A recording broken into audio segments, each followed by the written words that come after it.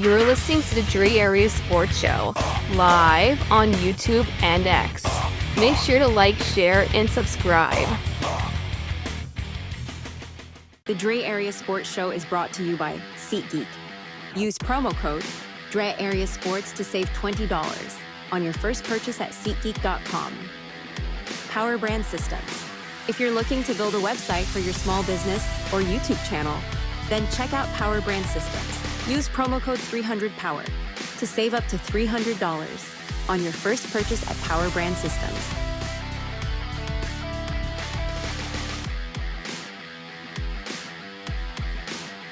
There was talk about the Niners possibly that they have reached out to multiple teams picking the top 6 about a potential trade up. Okay, this came courtesy of 49er Sports Talk.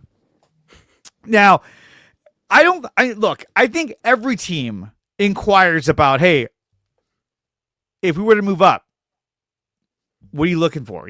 Trying to, gauging the environment, saying, hey, Sure. If this were a case, what do we do? Or what would you need?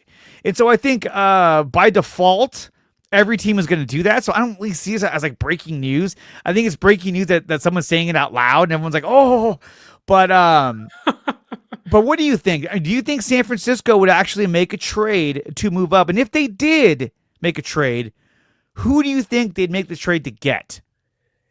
Yeah, so sure, has San Francisco maybe called a team like the Raiders or maybe a team like the Jaguars and said, hey, what will it take to go up and move up, 6-7 spots? That said, do I think it's likely? No. Do I think it happens? No. I don't think San Francisco's in the business of trading up for players not named Mason Graham and not named Travis Hunter or Abdul Carter, which I don't think any of those players fall. You can argue Mason Graham, albeit he could go top 3, and I wouldn't be shocked. That said, the Niners this year have 11 draft picks. They have 3 inside the top 100. It's 11, 43, 75, and pick 100. You have a few more picks just out of that top 100. And I think for the Niners, they'd be more active trying to get back into day 2, late day 2, kind of later round 3 picks compared to think of, 6 picks in the first round to get Mason Graham or company, where you can probably still get Walter Nolan. You can probably get Derek Harmon. Maybe Mike Green's there, or you can even, although I don't think a trade back's likely, I do think the Raiders would want to trade back knowing either they want Ashton Genty or they want to get a cornerback because they have no cornerbacks in that room. I think they'd be a spot for Will Johnson, maybe a Jahdae Barron, albeit I don't love Jahdae Barron that much in comparison to the consensus. But I just don't think San Francisco would do it. I don't think San Francisco needs to do it. I don't think the gap from, you had Mason Graham clear-cut number 1, but I don't think even Mason Graham, for as great as he is probably worth losing pick 11, probably pick 75, and probably a day 2 pick next year. They need those draft picks. They saw they saw the negative side of trading away 3 first-round draft picks for Trey Lance. You can clearly say now that had they not made that move, they probably would have been holding a Lombardi trophy a couple of years ago. Right. But so they got to have their picks this year.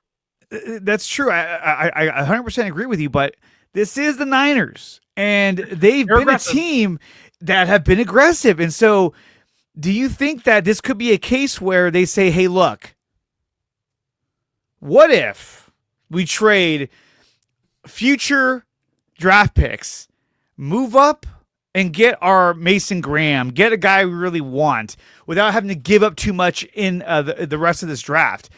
I could see them doing that, saying, let's just go for it, because they're always aggressive. They're always trying to make a move. But to be honest, I don't see anybody in this draft that they would move up that hard to get.